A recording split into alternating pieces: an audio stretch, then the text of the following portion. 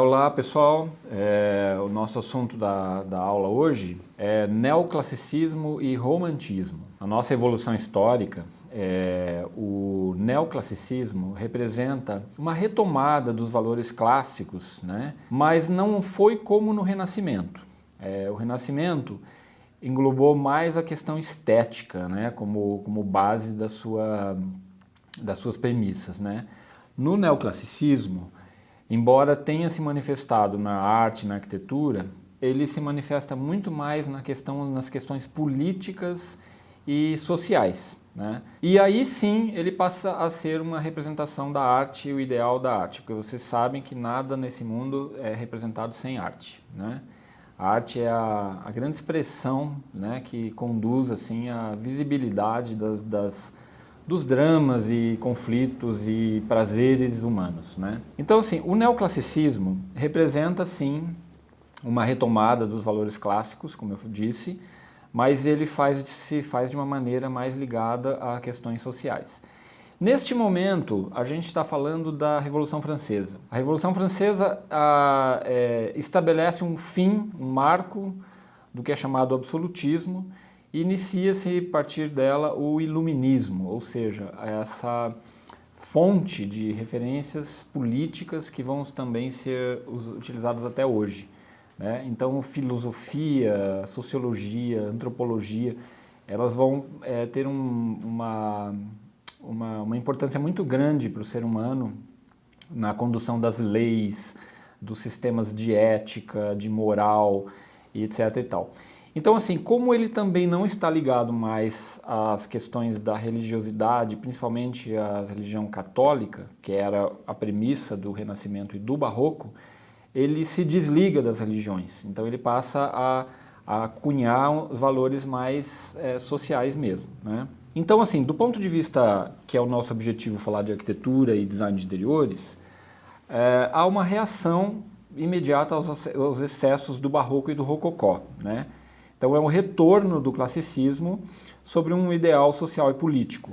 Há uma ideia de solenidade, de equilíbrio, de ordem e também de um declínio da influência das religiões, como eu acabei de falar. Bom, essa representação arquitetônica aqui em Berlim é uma clássica expressão do neoclassicismo, né? Uma fonte grega, nesse caso, mas com valores, né, bastante sóbrios assim, nesse sentido, né? Um arquiteto alemão também, o Schinkel, vai desenvolver um neoclassicismo bastante austero, assim, bem ligado às culturas clássicas, né? Também em Berlim você vai ver as obras dele em museus e etc. E na França ele vai ter também uma expressão muito ligada à política moderna, as políticas modernas, né, que vão se iniciar ali a partir do iluminismo, né? Então há uma ideia de perfeição formal, de exatidão de contornos, de predominância do desenho sobre a cor, né? A influência de temas históricos, morais, sociais, políticos e um cromatismo baseado nas cores primárias. Então a pintura aqui, nesse famoso quadro da morte de Sócrates, né, revela então um pouco essa sobriedade, né? A pintura, então, como eu falei, tem contornos muito precisos, né? E aí vem a escultura. Nesse caso, a escultura ela se mostra também através da utilização dos materiais nobres, no caso mármore, de preferência mármore branco, né? E ele é completamente ausente de cromatismo, ou seja, não tem nada, é simplesmente a forma, como foi no Renascimento também, mas aqui adquire formatos muito mais precisos e lineares, vamos dizer assim, né? Então, assim, a arquitetura, ela é literalmente baseada, então, nas culturas greco-romanas, né? E ela também vai se disseminar no mundo inteiro, tanto na Europa quanto nos Estados Unidos, né? O Brasil também vai assimilar esse estilo a partir da missão francesa, chamada Missão Artística Francesa, que vai se basear na ideia enfim, de toda a sobriedade e tal, mas do império, né? No caso, o imperador Dom Pedro II, que vai assimilar bastante esse estilo, né? Então o Rio de Janeiro vai ser um cenário para esses formatos aí. Até hoje tem alguns fragmentos lá, o Palácio Imperial de Petrópolis, que é nesse estilo neoclássico aqui, embora no Brasil ele vai assimilar algumas coisas, e aqui no Paraná também alguns exemplares, né? Bom, com o advento do mobiliário, né, já do mobiliário barroco francês, justamente porque a gente está falando da França como um cenário mais importante desse contexto, há uma disseminação muito grande do mobiliário, ou seja, vai haver uma explosão de estilos, de móveis, que é chamado mobiliário neoclássico, né? No caso, estilos, por exemplo, como o Diretório, estilo Império, estilo Adam, estilo Sheraton. Cada um deles vai se expressar de maneira distinta, né? Alguns com linhas mais simplificadas, linhas mais suaves, uma ornamentação específica, sempre com guirlandas, com folhas de acanto, né? Porque o acanto era uma planta utilizada no estilo coríntio, grego e romano também. E a presença de caneluras nos pés dos móveis e tal. Então aqui a gente pode ter uma ideia, né, desses estilos com base no classicismo, porque você vai ver os frontões, as colunas, as ordens, mas ele ganha formatos diferenciados, de tonalidades de cores, enfim, o uso específico de madeira também, que ele vai assimilar e tal, as pedras nobres, mas de uma maneira muito sóbria, muito limpa, muito, nesse sentido, muito clássica, né, nesse âmbito aí. Essa é uma mesa especificamente do estilo Adam, né, que ela tem as linhas simples. Depois na Inglaterra também algumas coisas vão se disseminar nesses estilos dos móveis neoclássicos, como o estilo Sheraton, que tem suas características específicas também, utilização de madeiras mais claras, com contrastes de cores, ornamentos mais espessos, né? Os motivos de decoração, liras, festões, cornucópias, guirlandas também. E assim você tem as características específicas de cada mobiliário, né? Vai haver também uma simplificação do mobiliário, uma ausência de ornamentação e uma busca por um formato mais específico. Essa mesa, por exemplo, de 3, de 4 pés, é muito disseminada hoje em dia, mas ela revela esse estilo Sheraton, né, que foi uma invenção de designers que buscavam esses formatos aí, né? Então você tem uma diversidade muito grande de formatos, utilização de materiais dentro de precisões estéticas diferenciadas agora, né?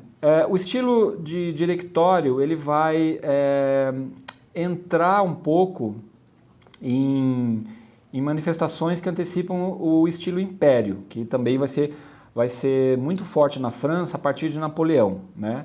Então, há uma simplificação. A gente percebe no uso do mobiliário que há uma evidente simplificação mesmo da forma, né? Utilização de elementos metálicos, como latão, né? Já vão ganhar força aí. E, sobretudo, também com a descoberta da cidade de Pompeia, e que estava soterrada, né, pelas cinzas, eles vão acabar descobrindo algum mobiliário que permanecia lá intacto. Esse mobiliário também vai servir como inspiração para esses grandes estilos aí. E aí você vai ver linhas modernas desses estilos. Por exemplo, essa cadeira, que tem uma evidente influência grega, né, nesse caso, mas ela obedece a uma tipologia diferenciada, né? E os móveis mais contemporâneos, feitos até de plástico, né, com o designer francês Philippe Starck, que também vai pegar esse estilo como base, né? O estilo Império é associado ao Napoleão, como eu falei, e ele, como um imperador muito importante, ele também vai querer imprimir no seu reinado, né, na sua atuação, esse estilo aí. Então ele vai trazer elementos do Egito, por exemplo, porque vocês sabem que ele foi um grande investigador da arte egípcia, e ele vai trazer para a Europa esses exemplares e vai influenciar os seus os seus artistas a reproduzirem esses formatos, né? Então aparece aí esses cálices, né?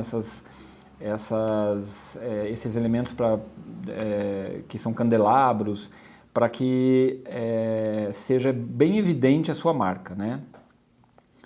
Aqui é uma representação dos aposentos do Napoleão, né? E naturalmente com bastante ênfase, né? Isso é uma coisa clara, todas as vezes que você vai ver um N, né, dentro desses brasões aí, isso se remete a ele, né?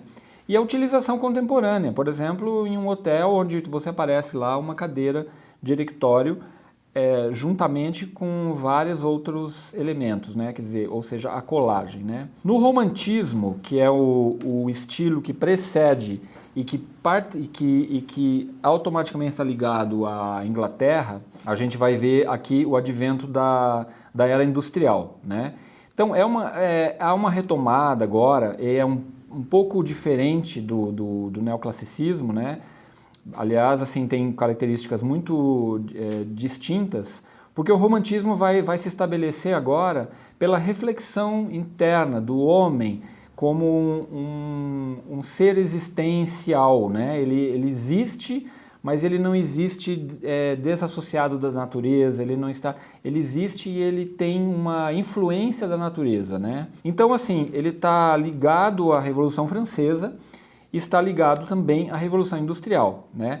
Ele vai assimilar formas muito distintas na Inglaterra, na Alemanha e na França, e ele vai reproduzir um novo modelo, um novo conceito, que a gente já pode estabelecer agora como um princípio da era industrial, ou seja, da era moderna, né? Outra expressão desse estilo vem da Rainha Vitória, que agora ela tem um poder enorme sobre o mundo, né, no sentido de que a Inglaterra tem colônias espalhadas por outras regiões, né, não só na África, mas também na Ásia, e elas vai criar um estilo de mobiliário que vai trazer dessas regiões mais exóticas motivos para a sua ornamentação, né? Então, a arquitetura passa a ser mais ampla, mais cheia de referências, inclusive referências orientais, né? São as referências orientais nesse caso, e isso vai trazer à tona, inclusive as próprias influências medievais também, né? Porque são expressões até da arquitetura medieval, né? Então, existem características específicas que é a valorização do sentimento, exaltação de um panteísmo, ou seja, o Deus e o mundo não são a mesma coisa, e isso acaba sendo expressado através de uma rejeição das regras do neoclassicismo e uma adoção de estilos mais exóticos, né? Então, a visão passa a ser mais emocional, a imaginação passa a ganhar mais força, a intuição e a assimetria. Nesse caso, então a arte e os objetos ganham um formato bastante ligado também aos revivalismos, né? Quer dizer, a formas que antecederam, inclusive formas medievais, né? Árabes também, por conta dessa questão das colônias que eu falei para vocês, né? Na arquitetura, então, os revivalismos, né, de estilos mais que antecederam, inclusive os estilos medievais, no caso aqui do neogótico, né? O neogótico vai ser uma expressão do gótico, mas com outros formatos. Então esse encerra o romantismo, né? E com isso a gente entende que a partir desse momento passa para uma nova era que já seria a era moderna, né? E com isso a gente encerra esse assunto e passamos para a próxima aula.